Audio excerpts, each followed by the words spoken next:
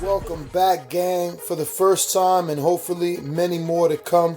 Don't forget to subscribe to the YouTube channel and click on the notifications right here, this little bell, so you can get those emails every time we go live. Peace. Now, with the money that Eddie is offering and has already given you, would you be more likely to see if he has another option for you after this fight, or are you looking at the winner of Canelo Triple G? Listen, I've chased them two before. I'm sick of chasing them. They know where I'm at when I want to fight. My contract's been signed several times for both of them. I want, after I beat Poo-Poo, I want Danny Jacobs. Unification.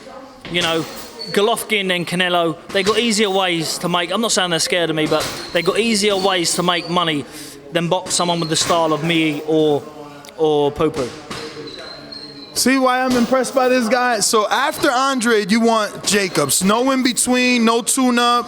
Jacobs straight away, unification? Listen, I'll take one fight at a time. I deal with him, and then I want Jacobs. You know, Jacobs has talked about it. You know, he's mentioned it a couple of times. 100%. Eddie Hearn can make that fight. You know, then I'm willing to go back out to America again, and I'll fight Danny Jacobs. That's no problem whatsoever. So you're also giving him home court advantage. Listen, you know, at the minute, Eddie Hearn's, you know, the deal with Daz, I mean, it's a phenomenal deal. He's giving out life-changing money to people. He's doing a very good job. And, you know, I know that my promoter and Eddie are rivals, but, you know, I've got to take me off to Eddie Hearn. You know, he didn't mess about. He come up with a good deal. My promoter, Frank Warren, said, listen, well, we have to go. Look, we can get him here. We'll win the purse bid, but we have to negotiate on the price. And, you know, he just come back with a ridiculous offer, Eddie Hearn. And it had to be done. But listen, boxing is a business. Boxing is a business. But the only way your business gets better in boxing is to win. Win, win, win, win. And that's all I'm in the game to do, is win. Obviously, you're expecting Jacobs to beat Derevchenko since you want a unification with Jacobs. You don't think that's at all a dangerous fight? No, there's levels. And he's not on Jacobs' level. I think that the best we've ever seen Jacobs and the best we ever will see him against Golovkin. He had one chance to beat Golovkin and he fucked up.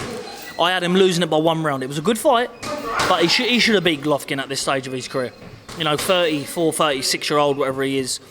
A lot of hard fights. When you got a man, when you got that in your sight, you know, I reckon the knockdown cost him the fight. But with me, as a chin of granite, chin of steel. No knockdowns for me.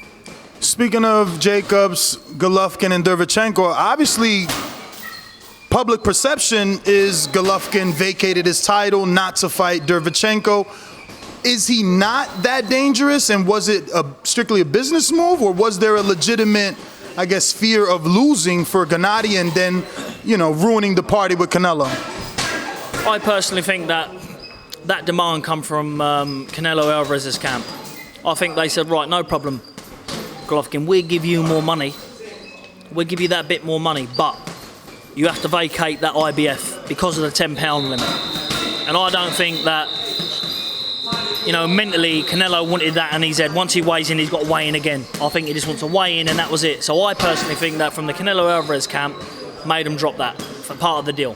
That's my opinion of it. How would you have handled that situation? Obviously, we know legendary Bernard Hopkins is infamous for saying, I'll never give up my belt. I won't vacate, and I won't just hand it to someone. If you were in that predicament, would you have vacated to stick around for the bigger fight with Canelo?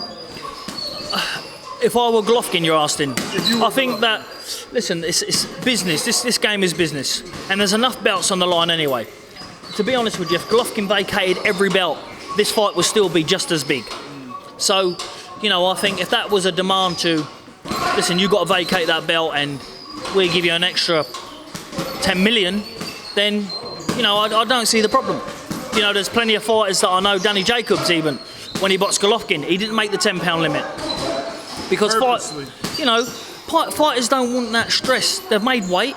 You know, once they've made weight, they want to get on and concentrate on the fight. Not make weight, then sit in your hotel room, limit yourself. And that's the thing. What people will be shocked with me. You know, I might not be 6'2", 6'3", middleweight, but I'm very, very broad. I will get in a middleweight fight 185 pounds, 184 pounds. I put a lot of weight on, and it's not fat. It's you know it's legit. I am a natural 13.5 stone man, getting down to 11 stone 6. So I'm a big middleweight, and people don't realise how big I am till I'm actually in the ring with them. You know, I won't be bullied. You know, and I can most definitely outbox any middleweight on the planet. There's a phrase in boxing, obviously, is iron sharpens iron. You were doing some sparring today. Tuesday, I was in Philadelphia, Danny Garcia's gym. I was talking to his father, trainer, Angel Garcia. And I didn't necessarily like the level of sparring. So I asked him, and I said, what happened to iron sharpens iron? He said, well, you don't want to ruin your champ. You don't want to get your champ bruised up before a big fight. You don't want him hurt before a big fight. Obviously, you did some sparring today. How is it for Billy Joe? Like, do you get the best in here to make you the best? What's your theory behind that? Listen, in this gym, when you walk into this gym, you know, it's a fight. It's a fight. No matter who you bring in, we bring in people to take off who we're fighting. Like today, I had a 6'2" southpaw in. You know, did a comfortable few rounds, felt good. You don't want to kill it every single week. You have some weeks you have hard sparring. You have the next weeks, you know, you'll have a little bit, not as hard, but you try different things. I can understand where Garcia's coming from, and I don't blame him. You know, that you don't want to leave the fight in the gym.